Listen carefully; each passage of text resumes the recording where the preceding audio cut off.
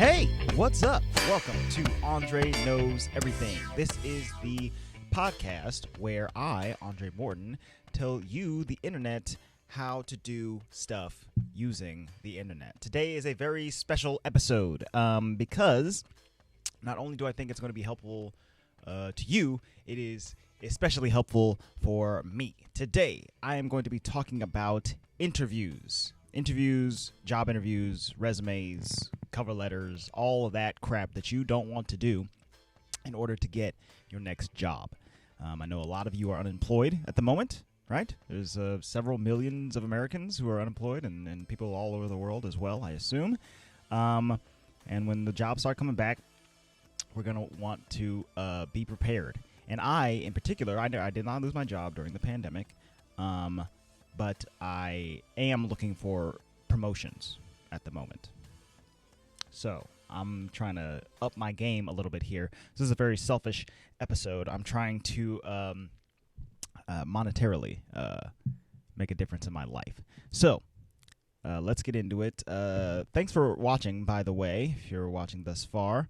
Go ahead and click subscribe down below, or whatever podcast platform you're listening on. If you're on Spotify, hit that subscribe button, leave a review. That's all very helpful. Okay, let's get into it. Interviews.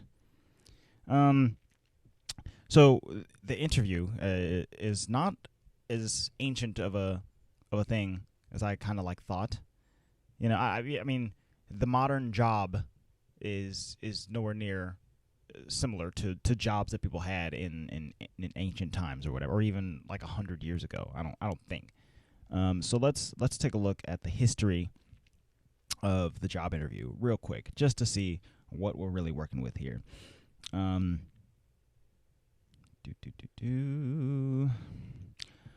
Once humans advanced beyond the hunter-gatherer stage of cultural development and began to assign professions to certain individuals, the passing on of these roles from generation to generation was the norm.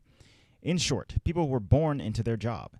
If your father was the blacksmith, you learned to become the next blacksmith, and so on. So less of an interview process and more of hey kid, do what I say, and you'll have a job. Occasionally, a job opening would emerge when there was no heir available to whom a tradesman could pass along his knowledge. An apprenticeship opening would arise, and a youth would move in with an artisan and learn his craft. These are not quite jobs per se, and in many cases amounted to a form of indentured servitude, like internships are today. Dude, interns, if you're an unpaid intern right now, you are, in my mind, a slave. I don't understand how anyone is comfortable letting people work for them and not pay for that. It's just nuts. Anyway, however, the practices of apprenticeship goes back all the way to the Babylonian Code of Hammurabi from 1792 to 1750 BC. With the Industrial Revolution and the opening of large factories in America, job openings became plentiful. However, a job interview consisted of showing up at the door of the factory and hoping to get picked on that particular day. Oh, so it's like open mics. I understand perfectly. It wasn't truly until the 1920s that there were enough college-educated individuals entering the workforce that employers started to realize they could be a bit more selective. But the man who invented the modern job interview is probably a name familiar to you. Thomas Edison. That light bulb fool. Okay, I didn't know that. Here we go. As the story goes, Edison would get hundreds of applicants whenever he was seeking to add someone to his workforce. However, Edison was a genius and became increasingly frustrated that the college graduates who met with him seeking employment always seemed to lack knowledge comparable to his own. He's like, these dummies keep coming up to my door with their dumb brains and their dumb lack of knowledge, and I'm not having it anymore. I'm only getting smarty pantses in here. Also, I'm looking for names for you, the listeners. I'm wondering if Smarty Pants might be the best one. It's either Smarty Pants or Dum Dums. You guys gotta choose. Edison created a test for all prospective employees in the form of a series of questions of general knowledge. Some of these questions related directly to the position that the applicant was seeking, while others are more esoteric and related to topics such as world geography or literature. It's unlikely that more than about 7% of all applicants could pass Edison's test. 7%, that's pretty low. Newspapers of the day picked up the story, and other captains of industry, perhaps wanting to emulate Edison, began using employment questionnaires of their own. So that's it. The 20s started picking it up. The rest, as they say, is history. Over time, the winnowing process of applicants has evolved into the system of hiring that we have today. Winnowing. Yeah, let's go ahead and look up that word. Winnow, to separate or separate out. Blow of current error. Okay, yeah. Separate. Okay, so that's the history of job interviews. Thomas Edison conducted the first job interview in 1921. Here's how they have evolved since. Oh, hey, there's a fun little graphic. Hooray. All right, let's look at the graphic. All right. No job search. There was apprentices. Job openings were created when tradesmen didn't have children. So they had apprentices.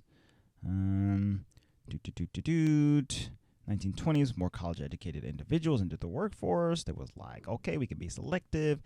Thomas Edison was creating questionnaires to hire people for. So now, after Thomas Edison, it has evolved. The birth of new technology allows the interviews to break out of the traditional face-to-face model. We have the telephone interview, which I just had one of those not 3 days ago, something like that. It was interesting. I mean, it went fine. I feel like had I been there in person and they could see my face, I may have done a little bit better. But at the same time, after each question I was asked, I got to mute myself and go like, oh my God, Jesus, fuck, that was crazy. That was an awful question. And I answered it terribly. And then I could unmute myself and get ready for the next question. So that was a fun little trick of the trade. The internet. The internet is born, but not ready for public use in 1969. The World Wide Web is created in 1991. I talked about that in my internet episode. Okay, we're just talking about phones and internet and stuff. All right. Interviewing today. More than 60% of employers use video interviews for remote hiring. Especially nowadays. Like at my job, we are still required to continue our hiring process as if nothing has changed, right? But things have changed, so almost all of our interviews are no longer held in person. They're mostly being held over the phone. I don't know that we've done any video interviews at my job specifically, and we have thousands of employees, and we hire all the time. But I don't know that they're doing any video interviews, which is interesting. 36% of employers reported talent shortages in 2014, increasing the focus on assessment testing and skills-based interviews. So the interview that I had earlier this week was for a position that I had taken a test for. I took the test, I passed the test, so now I am eligible to interview for those positions. The test was difficult, and I didn't think I would pass, and they didn't give me my results for like 6 weeks or something like that, something crazy like that. And I got a letter in the mail. I was like, hey, you're not an idiot. And I was like, oh my God, I'm not an idiot. That's crazy. 55% of hiring managers value hard skills over personality when hiring. So that kind of throws a lot of what I'm able to offer just out of the window. I don't have, I mean, I'm quite skilled, and I'm a very fast learner, and I'm a people pleaser. So when I'm at work, I'm working. You know, I'm not dicking around. I'm not talking to people without any intent of getting work done. That's the kind of worker that I am. But at the same time, this right here, what I'm doing right now, talking to you guys on a microphone, on camera, this is like my passion. I love performing. So when I'm at work, I'm in a completely different mode than I am the rest of the time. It's not my career path that I have going is not the career path that I really want. I'm wearing a Harvard shirt. I didn't go here. Somebody bought me this. So that being said, this hiring managers value hard skills over personality when hiring. That in my mind, that makes me go like, okay, I have to learn more skills. I have to kind of be more focused on what I want to do if I want to acquire these more higher paying jobs. And that's going to take time away from me getting to fuck around with y'all on the internet. But that's okay. That's okay. You know what I think is kind of funny? When I was planning to do this episode, I wasn't sure because I fully assume that whenever someone's going to hire they look up everything they can about you. You know, they do.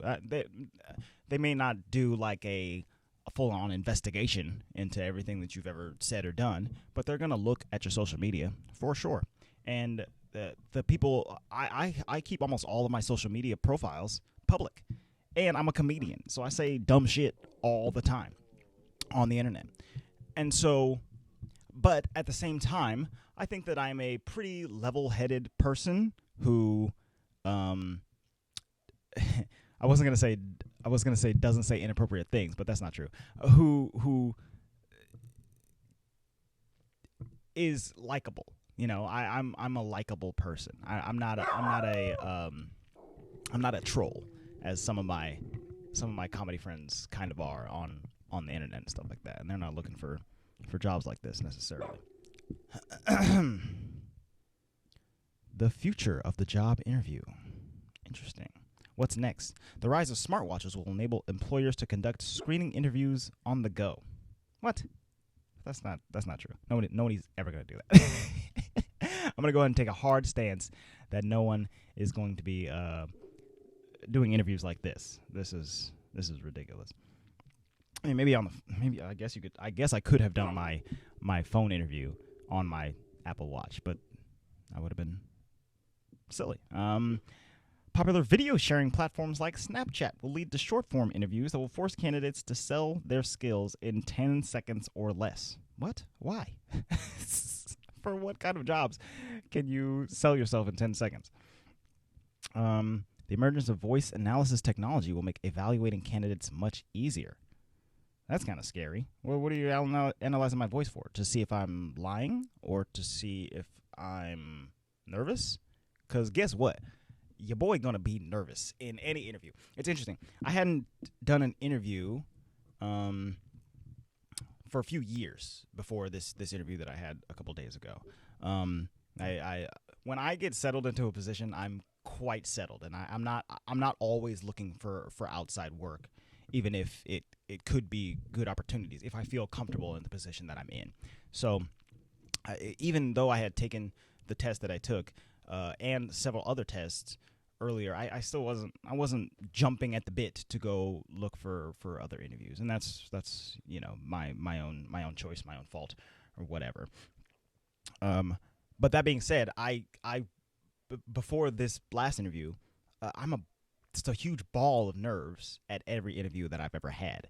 It's so unsettling to be in a room with people who are not your boss. You know, they're not your boss, they're not your superiors, they're just people, but they have the power to control your entire fate.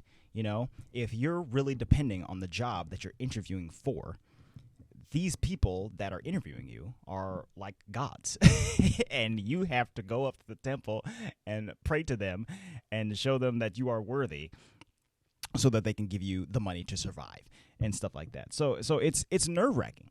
You know, this last interview that I had, I felt much more relaxed and calm. I've gotten a lot better at talking to strangers and being charming since the last interview that I had, however long ago that was.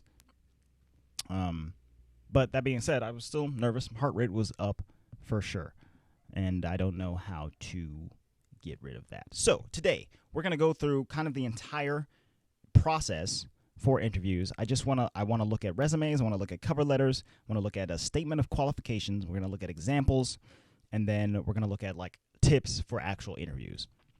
Also, I'm a super creative person, so not only do I go to interviews, but I also go to auditions for performing and stuff like that. I've done acting and singing and dancing auditions, all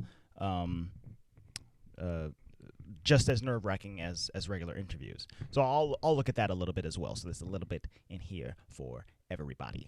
Let's look at resumes.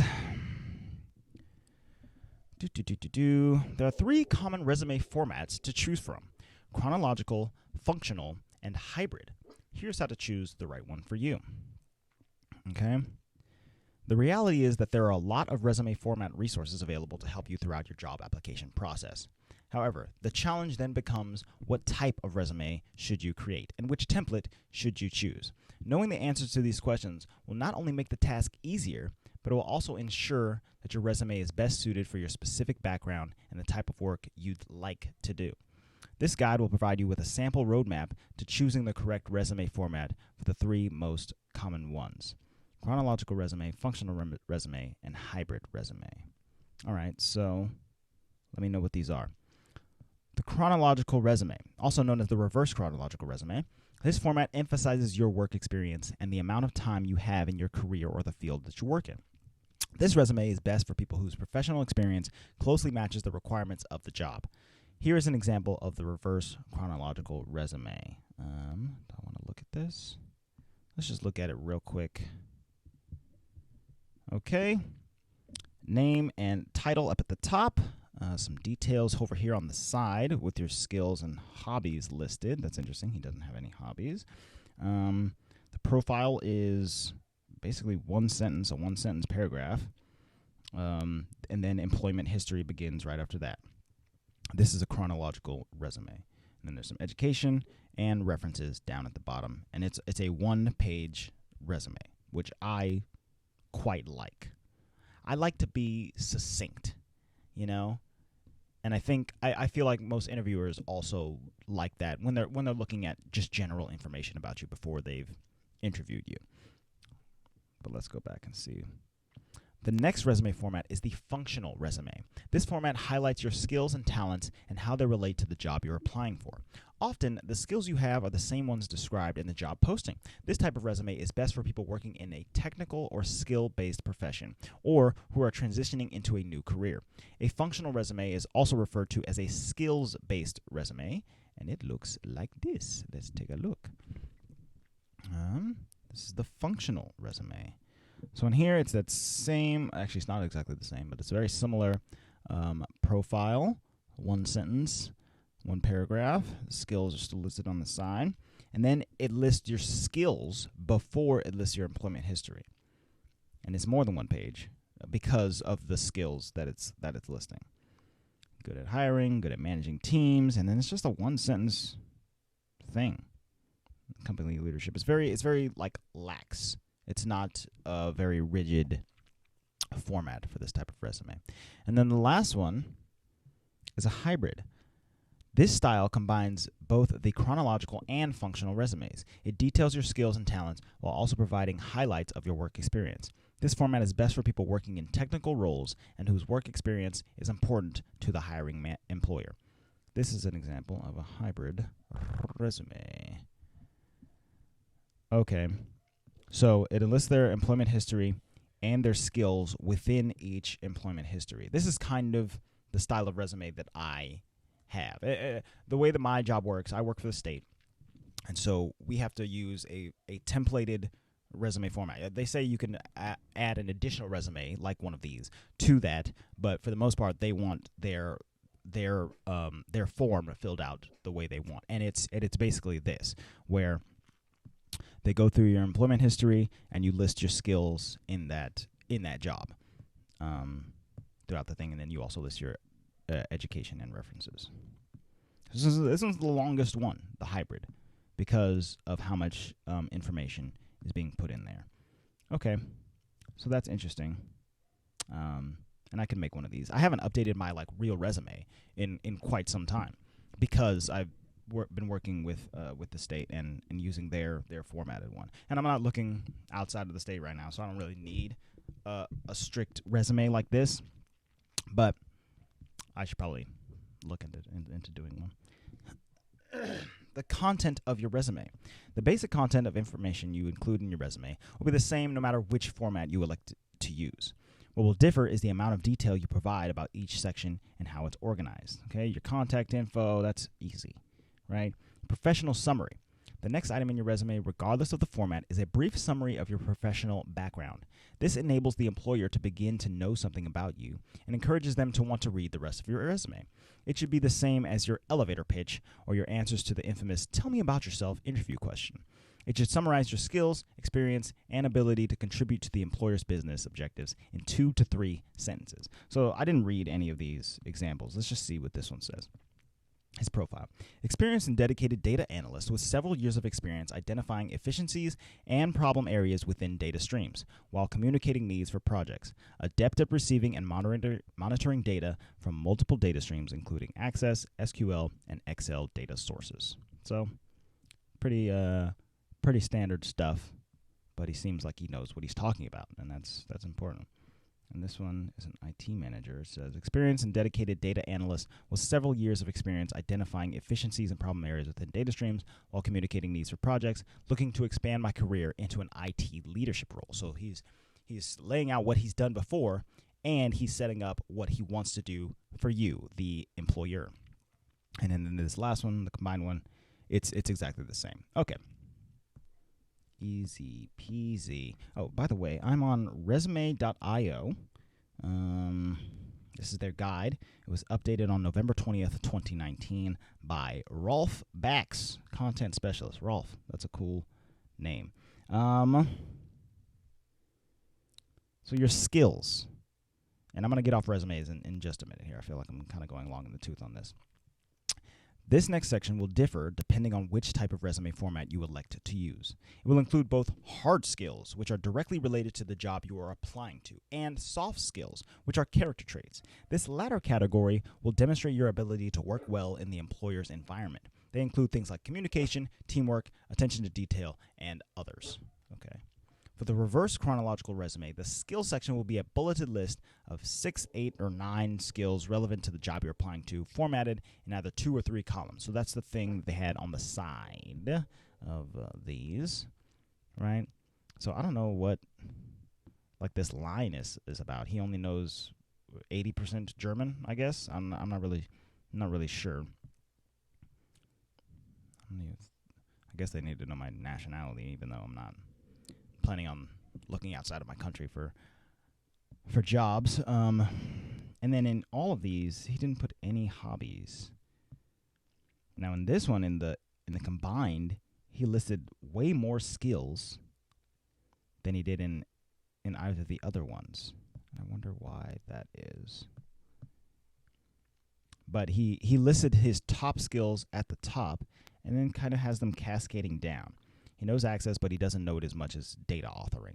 You know, he knows Excel, he knows database management. He knows data visualization, but not anywhere near as much as like anything else. And then he knows all of these coding languages to a certain extent. And then he knows a couple of other languages to a certain extent as well, which is interesting. I could throw Spanish on there and throw it up to right around the end of the word French. Okay. All right. Is there anything else I need to learn about these specific types of resume formats? You list your education, you know, your degree, your school, how long you went there, and the names of the degrees that you acquired there. I dropped out of college, so what that means for me is on my resume, I put that I went to this school, I went for this amount of time, I acquired this many credits, and I didn't get a degree, which probably hurts me in the long run, and I guess I could go back to school to acquire that degree. I really don't want to, like at all, but that's part of acquiring those skills that I would need to get more higher-paying jobs. Or, you know, you guys could tell your friends to subscribe to this podcast, and I could just quit my job, you know. Let's just give the subscriber number up. Okay, let's move on to the cover letter. Now, this is something I have never done before. I've never written a cover letter. But I'm finding that the jobs I'm applying for now are requiring them. They're requiring cover letters and or statements of qualifications, which I think are basically the same thing, but let's find out. You've perfected your resume. You've shortlisted the coolest jobs you want to apply for. This is from Career Blog, or novoresume.com. It was written on March 6th of this year, maybe? I'm not exactly sure. And I don't know who wrote it either. Okay. We'll cover what's a cover letter and why it's important for your job search. So let's go into that. A cover letter is a one-page document that you submit as part of your job application alongside your resume or CV. Its purpose is to introduce you and briefly summarize your professional background. On average, your cover letter should be from 250 to 400 words long. Okay? A good cover letter can spark the HR manager's interest and get them to read your resume. A bad cover letter, on the other hand, might mean that your application is going directly to the paper shredder. So, to make sure this doesn't happen, it's essential to know how to write a convincing cover letter. All right, so I'm going to read this sample one in its entirety. I'm positive that it's going to be boring, but maybe it'll get me enticed into hiring this dude for whatever job he's applying for. All right, so John Doe, written to the hiring manager at this place in Australia. Dear Ms. Johnson, as a highly skilled project manager with 11 years of experience, I am writing to express my interest in the project manager position at your company. My experience aligns well, as I have worked in project management for several years with a prominent retailer, and I know I would make a valuable addition to your team. After working for over a decade in project management, I have advanced knowledge in developing scopes, keeping projects moving, submitting deliverables on time, and ensuring a seamless experience for all parties involved. Moreover, good word, while my previous position afforded me a well-rounded skill set, including excellent relationship building and time management skills, I excel at these skills. Outlining project scopes, managing timelines and deadlines, tracking and reporting on overall progress, managing daily operations and implementation of new programs, forecasting project revenue, and ensuring all goals are met. In addition to my experience and relationship building experience, I have a solid educational foundation and a passion for furthering projects that build loyalty and, in turn, grow revenue for your organization. I would much appreciate the opportunity to contribute to your ongoing growth and continued success. Please review my attached application for additional details regarding my expertise and achievements. Do not hesitate to reach out if you have any questions or need further clarification on my experience. I would love to meet with you and discuss this position in detail. Thank you for your consideration. Sincerely, this dude. Okay, so I think one of the main problems that I have with cover letters, resumes, and statements of qualifications, and interviews to a certain extent, is that I feel like I'm bullshitting the entire time. You know, I feel like I'm lying almost on everything I've ever written, because the fact is that I haven't held positions for like long amounts of time. I don't have 11 years of experience doing anything, you know, except for playing video games and stuff like that. You know, it's weird. I feel I'm nearly 30, so I have been in the working field for 10 years, but I've jumped jobs. I've done a whole bunch of different stuff, and all that different stuff is not really applicable to like a super high paying position right now. You know what I'm saying? So when I'm writing things like this, you know, I'm a highly skilled office technician with 3 years of experience, and I'm writing to express my interest in a completely different position at your company. You know, and that's all true, right? But it doesn't sound as enticing as this John Doe's cover letter does. And so when I'm writing it, I feel like I have to beef it up, because they're gonna see 3 years of experience and toss it in the trash, or they're gonna see that I've done a completely different job than what I'm applying for and toss it in the trash. You know, and I'm not sure. I really am being 100% honest. I'm not sure if I should just be 100% honest with everything that I'm saying, or if I should really just try to sell myself on the cover letter and the resume. And that way, when I get into the interview, I can clarify and let them know how cool I fucking am. You know what I'm saying? And then from there, get the job. So we've seen this cover letter. I mean, you guys, I read it to you. You can go and look up how to write one yourself, and I will do so as well. The opening paragraph, the body describes your major achievements. Closing paragraph just closes it out and says like, hey, I hope I can get an interview, and then you do a formal salutation. So the cover letter honestly seems pretty simple.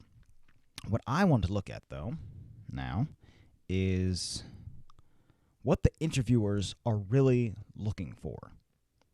Okay? Job seekers typically go to job interviews expecting the employer to be focused on their experience, education, and skills. You may be surprised to know that what employers are usually most interested in learning about you isn't even in the job listing. Below are the qualities that employers generally look for in an interview through observing your demeanor, personality, and attitude, as well as processing your answers to their questions. You want to make sure you convey as well as possess these qualities when preparing for your next interview. So I think that nervousness that I was talking about during interviews stems a lot from I don't know how to behave in this extremely weird social situation. There are two or three or one people in front of me that are asking me questions that is, once again, going to decide my fate on how much money I'm going to earn, what my benefits are going to be, if I have life insurance or don't, health insurance, excuse me. So it just feels like an incredible amount of pressure. And, the more interviews you go on, the less pressure you'll feel about those types of things. But I just haven't gone on that many interviews. So understanding and knowing what they want from me will be really helpful in getting me to calm down when I'm in there and not have my heart pumping out of my chest be the only thing that they can focus on and how tongue-tied I get or whatever. So understand the company and what it does. This will be a very important factor to the employer. Make sure to research the company as part of your job interview preparation. You should have done this when you prepared your customized resume and cover letter to submit to them as well. You want to show the employer that you have a real interest in working for them and are not just looking to get a job. That's the thing, is that the jobs that I'm applying into, I'm gonna be completely honest. I'm not in love with this position. I am just here to get a job. I just want you to pay me to work for you. And I'm going to do that to 100% of my capabilities.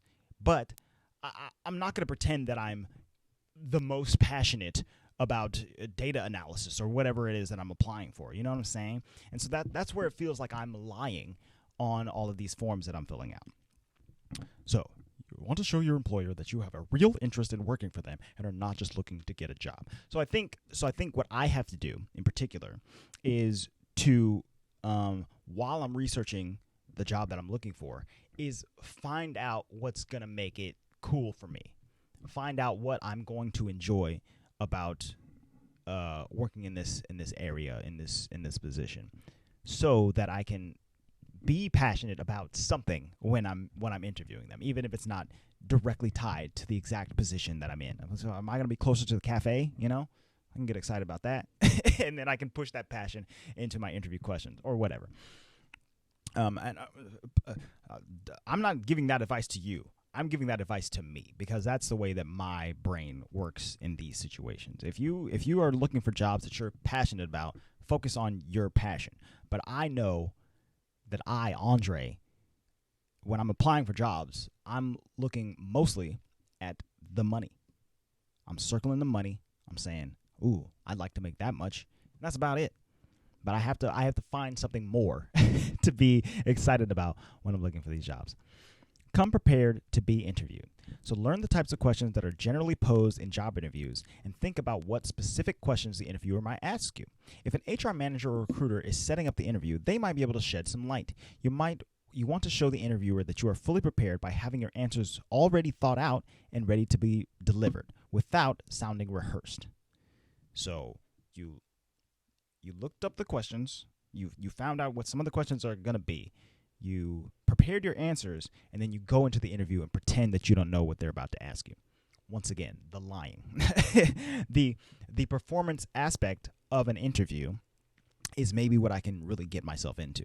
If I write out a script as if I'm doing an audition, and then make it appear that I'm just in the moment and cool, then maybe that's how I land a job. Listen and answer questions thoroughly. It's easy to find yourself thinking ahead in an interview, but the interviewer might be able to tell that you are not listening or fully engaged. Try to stay in the moment and really listen to the interviewer's questions and what they are saying. Don't divert the interviewer from a question that you are not comfortable answering. Just do your best to answer it and find a related thought or situation you can shift to. This ties back to being prepared. Okay? Possess career goals and direction, know your career roadmap, and be able to describe the path you've taken to where you are now and where you hope that path will lead. And once again, I have to get myself out of the mindset of like, well, I was earning like $1,500 a month when I first started, and in 5 years, I'd like to be earning $6,500 a month. It's I have to get out of that mindset, because I guess the interviewers want you to be more interested in money. But that's kind of the fallacy of jobs in the first place. It's like they want people to be passionate about these careers that are boring. I mean, if every accountant on earth has wanted to be an accountant from the time they were born, I'll eat my foot. Like that's impossible. Accounting is boring. I know some people in accounting. They seem bored in there. So I think employers expecting you to be fully involved and ready to 100% focus on only doing their job is kind of insane, and they don't do it themselves. I doubt that they're as passionate about their jobs as they want you to be about your job. It's impossible. So once again, you got to find that thing that you can lock into about what makes you excited, and it probably shouldn't be just the money on the paycheck. But good luck. Exhibit ambition and passion. You should know you have the drive to realize your career goals and express enthusiasm about making the most out of your journey. Your journey. You got to get there. Understand your strengths. Know what you are really best at, whether it be working with the public, crunching numbers, or using a particular application. So I think that's a really good one for me. Know what accomplishments you've made on the job or in your personal life. You want to be able to share stories about the successes you've had, whether they were in previous jobs, like consistently meeting or exceeding sales quotas, in school, like you got on the dean's list or lettering in a sport, or in your personal life, like becoming an Eagle Scout or finishing a road race with a personal best time. This is a part where I really feel like I have to lie as well. Successes in my personal life, I mean, they don't have anything to do with the job that I'm applying for, like anything at all. Even this finishing a road race with a personal best time is still like, oh, okay, so they're goal oriented and they want to, they can meet their goals and stuff like that. And it's like, well, my goals is like, I've won comedy competitions and I felt very good about those, and I got married and I felt very good about that. But on a piece of paper or even in an interview, that feels to me like, okay, whatever, fool.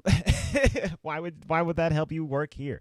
The dichotomy between how good it feels to me versus how important it's going to be to them, to the interviewer, it just seems completely disparate. But hey, if you're an interviewer, or if you've been to a lot of interviews and you've had some success in doing these kinds of things that I'm talking about, please let me know in the comments. Like if an interviewer, if you told an interviewer one time that you won a singing competition and that helped you get a job, please let me know. Convey your soft skills. Employers want to see that you have those personal attributes that will add to your effectiveness as an employee, such as the ability to work in a team, problem-solving skills, and being dependable, organized, proactive, flexible, and resourceful. Okay, I'm all of those things, for sure. I can do all of that. But it's the selling it that is what gets you jobs. Be open to learning new things. Hiring managers like to know that you won't be resistant to change in the way you may have done things before, such as using a new technical tool, software application, or process. They also want to see that you are proactively explore what's new in the industry and are always trying to learn new things through reading and coursework. Demonstrate your leadership abilities. Show that you have the ability to take charge by mentioning situations in which you have taken the initiative, volunteered for an assignment, assumed responsibility for achieving goals and results, and led a group or team of people or delegated well. Be likable. Obviously, you want to present your best self in an interview by being polite and not doing things like interrupting an interview or being sarcastic. A problem. Employers want to see that you are warm, friendly, easygoing, and cooperative with others. You want to show that you are the right fit and have the right attitude for both the job and the company. And I think this can be pretty personal in an interviewer's mind. How likable you are is only going to, they obviously want to see that you're like a cool person and not a complete dick or an asshole or a fucking piece of shit or crazy. They don't want to see that in the interview.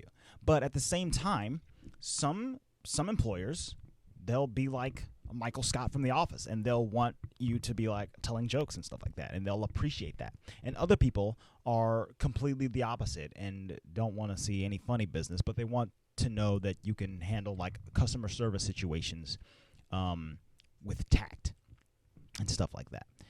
So, and I think being your truest self. So I'm a fairly jokey person, but at work I'm not really. I mean, well, that's not true. I do joke around at work, when I see the opportunity present itself. But you don't want to work for a person who's not going to appreciate your best sense of self. So I think that's something I have to keep in mind when going out for my next interviews. So like present my real self so that I know whether they want that or not. And if they don't want that, then good. I can move on to the next thing, and I don't have to worry about being stuck in a job where that kind of stuff that is definitely going to come out of my mouth is not going to be appreciated. Display confidence about who you are and what you bring to the table. The interviewer will expect you to be nervous, but based on your demeanor and your responses to their questions, they will still want to see that you are confident, but not arrogant. If you believe in yourself and your ability to do the job, then the interviewer will as well. That's another interesting thing. I'm currently interviewing for a position above my current position. So I've never done the stuff that I'm interviewing for, And as much as I try to research, I probably need to start asking people who are in that position exactly what their day-to-day is like to know for sure that I can do it.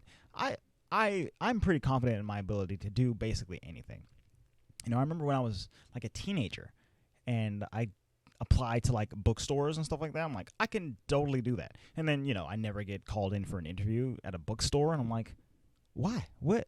I can do that. I can do that. There's nothing in my mind that tells me that I wouldn't be able to handle putting books back on a shelf, selling books to people, talking to people about books. It seems like doable. And that applies to the things that I'm interviewing for now.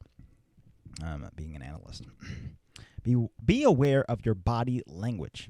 Sit up straight, but try to relax. Okay, maintain eye contact with the interviewer. Avoid fidgeting, and don't forget to smile.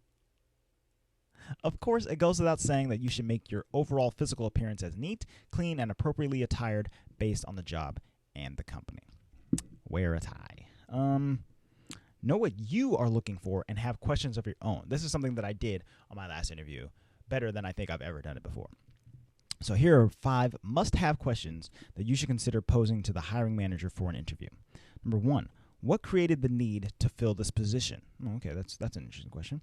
What do you feel are the key skills required to succeed in this job? What are the 3 biggest challenges I would face in the first 6 months?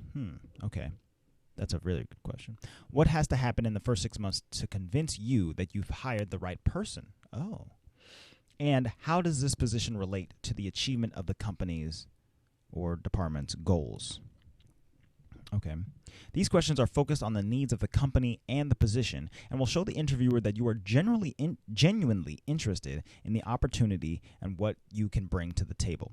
The answers to these questions will help you determine if the job and the company are right for you. Okay. So what I asked in my interview, I asked, what are some of the challenges that you're facing in this office that I am about to jump myself into? I had heard through the grapevine that things in the office were pretty bad at the moment, and so I told them that. I was like, I've heard that it's not great in there, so what are your biggest problems that you're facing, and how can I help? And they were like, oh, okay, we need better communication, stuff like that. So I was like, cool, I can do that. I'm a great communicator. So I think that was a helpful question to have asked. And then I also asked, what's the schedule like? What's the schedule that they're looking for? I work at a place that is open 24 hours. So they said when I asked that question, they said that they were looking for a position that's like I think 3 p.m. to 11 p.m. or something like that. And I was like, oh, okay, that's very interesting. I don't really want to do that. So I haven't heard back from this job that I applied for. I'm hoping that they're not watching all the way to here, but if you are, hello, I'm Andre. I'd be great to work for you. And but if they come back to me and say like, hey, we're offering you the job, and and you can choose from this schedule or this schedule, I'd be like, cool, I'll choose this schedule that isn't the one that you said earlier. But if they come back with the offer and say, hey, we're offering you this, and this is the only schedule that you could possibly do, and depending on how much money they offer, I might have to decline that because it's just not going to fit into the rest of my life. So, okay, I've basically finished this article. So I also wanted to see, and we'll get to the actual interview in just a minute, how to gracefully turn down a job offer. Okay? So you're looking for a job. Oh, you get offered multiple jobs. Oh, good for you. So you have to turn one of them down. That's not always easy. So when you're denying a job offer, step 1, show your appreciation. First and foremost, it's important to thank the hiring manager for the offer and for his or her time. Interviewing potential candidates is part of the job, but this person likely spent several hours reading your resume, trolling through your social media profiles, and sitting down with you for interviews. He or she may have also gone out on a limb to talk you up to other members of the team, right?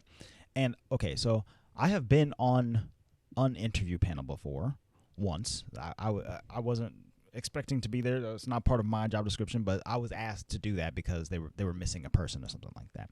And so it was quite enlightening for me doing that.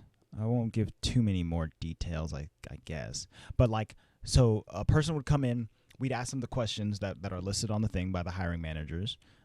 They would answer their questions, and we'd score them based on the answer that they gave. And they kind of had to hit a couple of key specific marks in the things that they were saying in their answer so that we could score them higher or lower, depending. And then once they finished the questions, we said, all right, thank you for coming in, goodbye. And then we tallied up their score, and we could basically tell immediately if they were going to be on our list of people that we would consider to hire for that position. And so on that day, it turned out it was just one person. We interviewed 5 or 6 people, and they all kind of sucked, except for one who happened to be the last one. And so going through that day, going through the multiple people coming in and going this one's a dud, this one's a dud, this one sucks, and then you finally get a cool one, a good one. They fit all of the criteria. They nailed all of their answers. And it's boom, that's awesome. We found our person.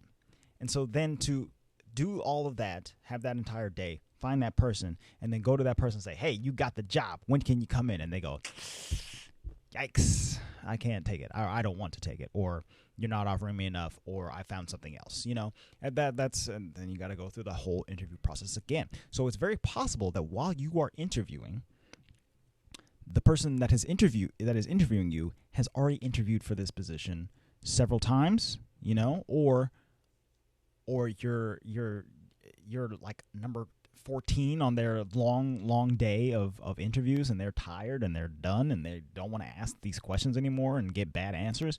So you kind of, don't pressure yourself on that, but I think you have to take that into consideration and make your answers the best as you could possibly be. So to deny, you want to be pretty nice about it. You don't want to just be like, hey, fuck off. I don't want that job. I found something better. Give them some slack because they took time out of their day to interview you. So a heartfelt and specific thank you for that time and effort will go a long way. For example, thank you so much for the offer for the marketing manager position. I so appreciate you taking the time to consider me and for answering so many of my questions about the company and the role. Give a good, brief reason. After careful consideration, I've decided to accept a position at another company, or after much thought, I've decided that now is not the best time to leave my current position. And it's good. You don't have to explain. You don't have to say, y'all ain't paying enough. And step 3, stay in touch. The job search world, especially in certain industries, is small. So offering some small pleasantries before you sign off is always a good idea. I hope to see you next month at the conference we're both attending. It's been a pleasure getting to know you, and I hope that we cross paths in the future. Again, thank you for your time and support, and I wish you all the best. Okay, so that's good advice. All right, last thing before I get out of here, let's just look at Things to not do. 9 things you should never do in a job interview. These are big blunders. Big old blunders. Can I look at this article without this gigantic ad? Goodness gracious. All right, don't be clueless about the company. Look it up. Look up what you're going in for. Okay, it's always a huge turnoff when the applicant doesn't take the time to learn about a company before coming in. Says Rania Eldeki, a digital marketing manager for Hudson Horizons. Eldeki, who helps hire social media staff for the company, has a simple recommendation for interviewees. Read the company's About page online and browse through other sections of their website so you understand what the company is about before your interview. Workplace consultant and former public policy executive Jean Miller Rodriguez says she's frustrated by job applicants who haven't reviewed the company mission statement and expect a verbal tour of the organization. She points out it's not only annoying, but dumb. Without having done their homework, she says, applicants can't reasonably expect to articulate what skills and abilities they have that fit the position or the needs of the organization. I don't care if you have to walk uphill both ways in a blizzard to get to your local library to utilize their computers. Research the company. If you can't take the time to know what we're going to be discussing, I'll prefer not to waste my time talking to you. Okay. Number 2, talk too soon about money. Okay. Any good HR expert will tell you not to be the first person to bring up salary, yet some foolishly think the opposite. When candidates bring up money early in the discussion, says human resources consultant Rodney Evans, it's an immediate turnoff. If a candidate seems more interested in how much they'll be paid than in learning whether they'll be a fit for the role, they likely aren't someone I want to hire. Samantha Lambert, director of HR for the Blue Fountain Media, shares this annoyance. Why should we talk about the offer before I know if we're going to make one? You know? Don't talk about money until they're going like, we think you would be a great fit here. Okay. Yeah. Leave it off until then. Number 3, be late. Okay. Or worse, too early. That's very interesting. Showing up late, canceling at the last minute, and not being flexible with your schedule are big-time annoyances. Arriving late to an interview is not an option. You should drive there in advance and understand the lay of the land before the interview day. Oh, that's interesting.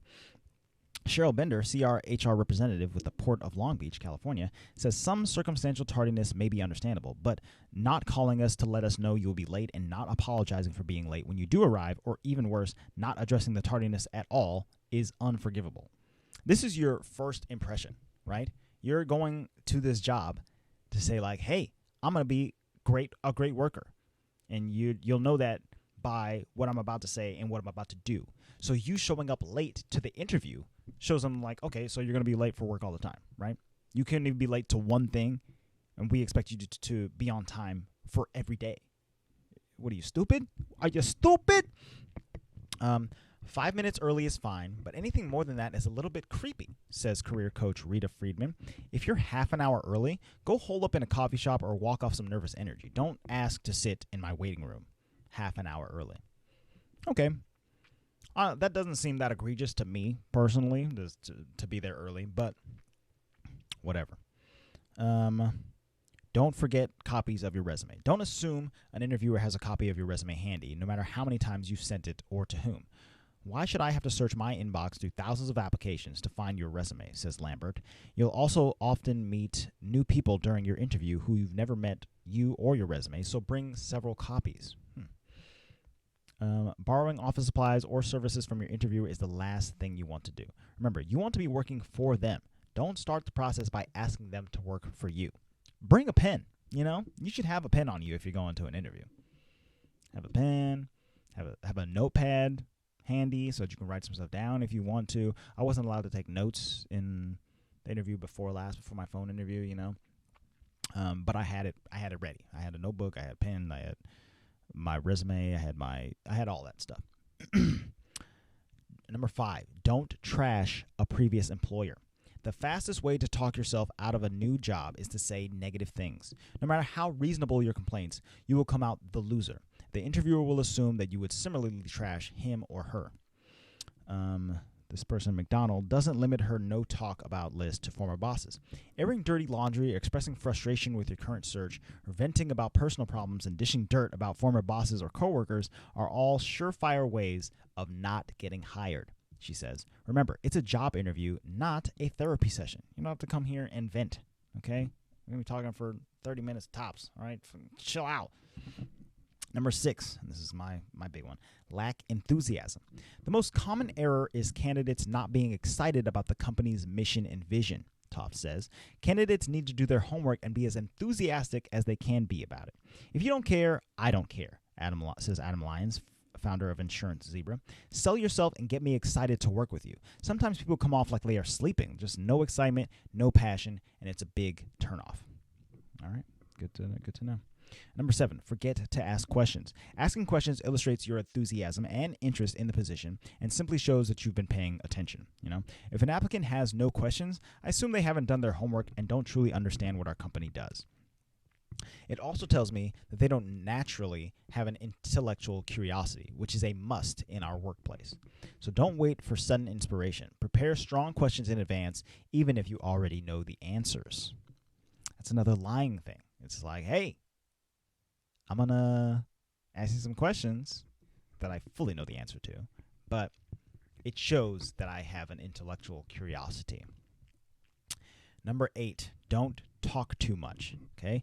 Bender calls people who talk too much the bane of an interviewer's existence, so watch the rambling. We understand that you want to answer the question fully, says Bender, but being concise, as long as you answer the question, is truly okay.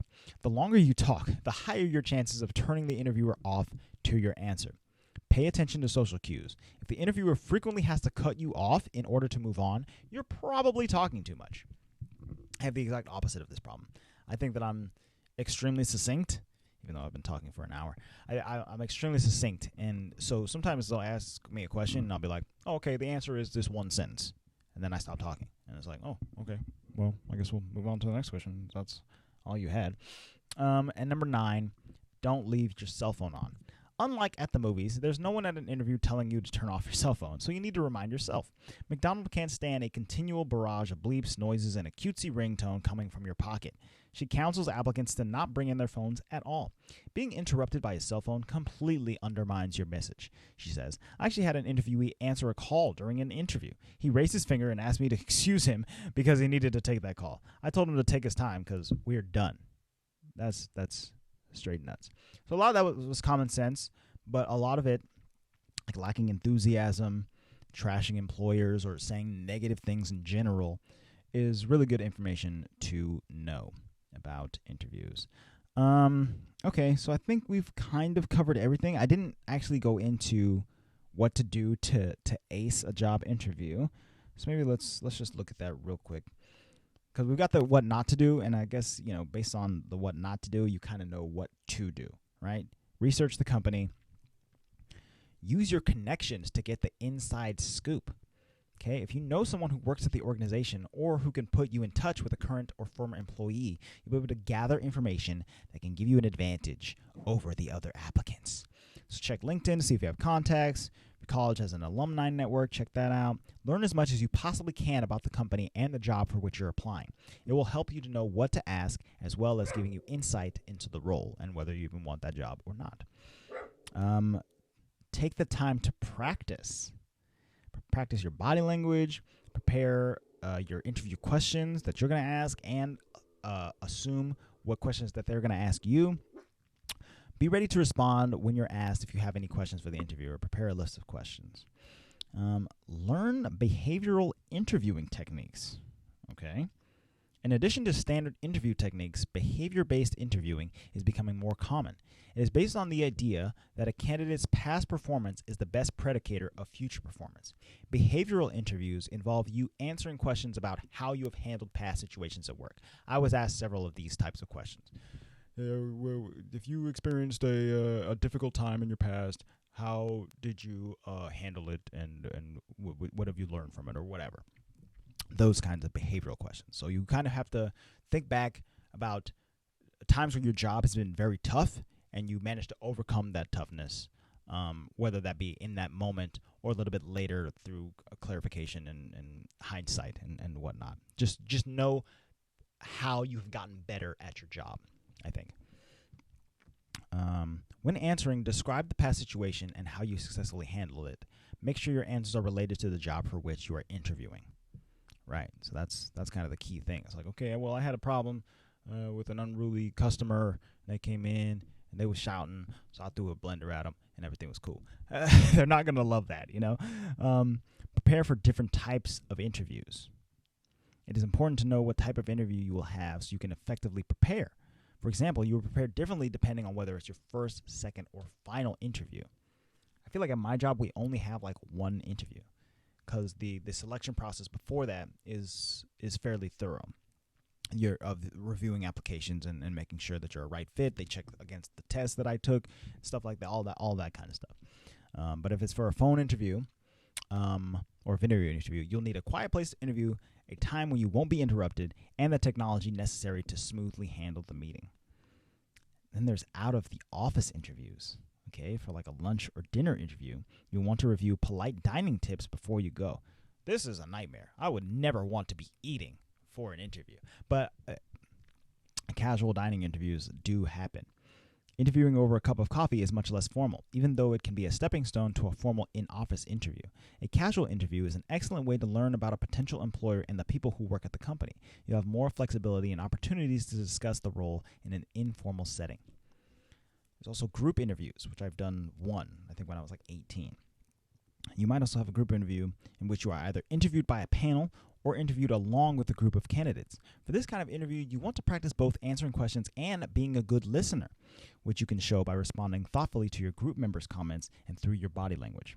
Make sure you know what kind of interview you will be having before you arrive. If you are unsure, do not hesitate to ask the employer or recruiter who set up the meeting. And then, of course, dress for success. Okay? In general, for formal business interviews, men tend to wear a dark suit and tie, and women often wear a dark suit or blouse with a dark pants or a skirt. You should also limit accessories. Make sure you are well-groomed, your clothing fits you well, and your shoes are shined. Okay? Just because you have a suit doesn't mean that suit is good for an interview. You know, I remember when I was young, I would borrow suits from my dad. My dad is substantially bigger than me, okay?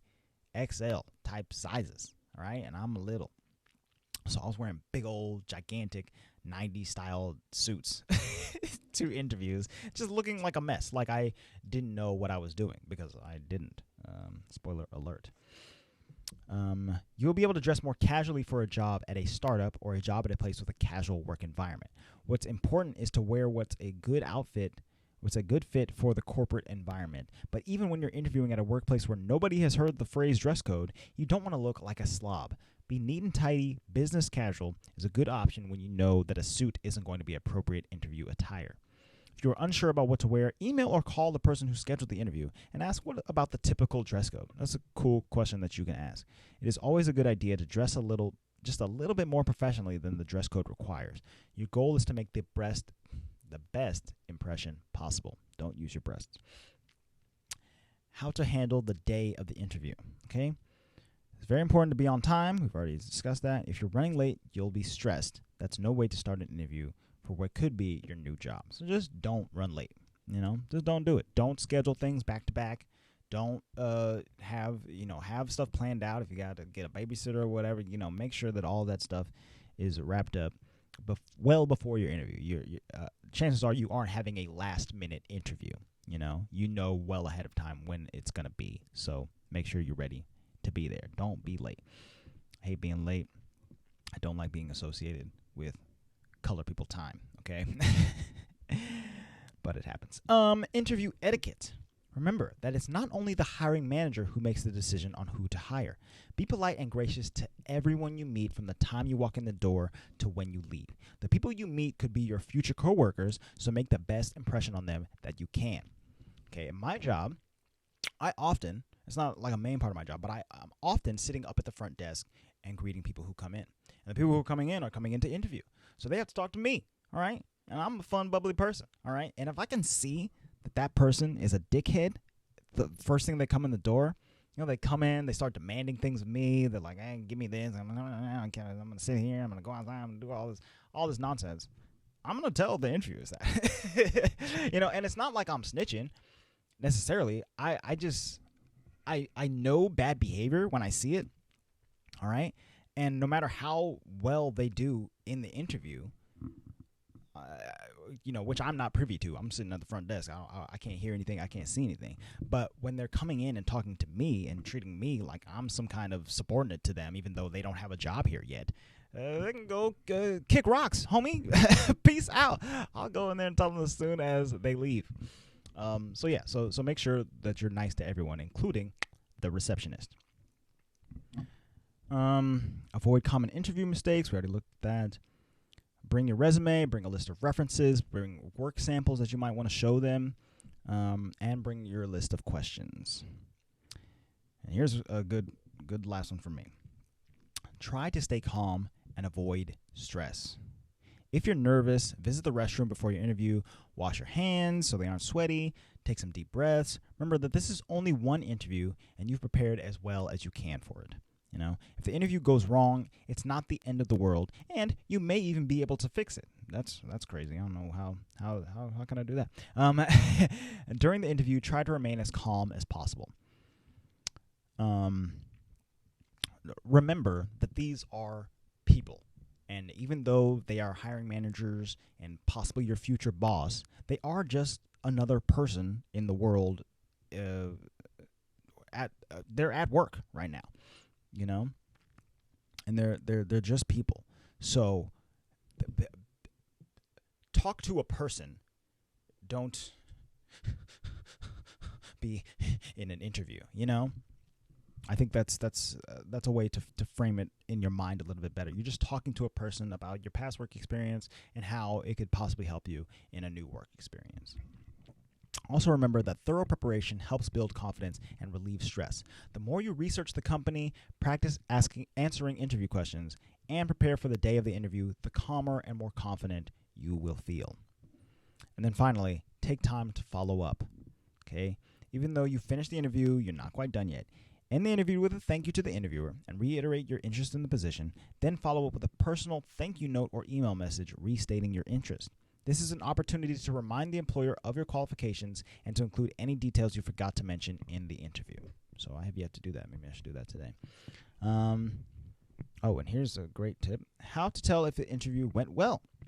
Sometimes you can tell right away that an interview isn't working out. You may know as soon as the interviewer starts telling you about the job that you don't want it.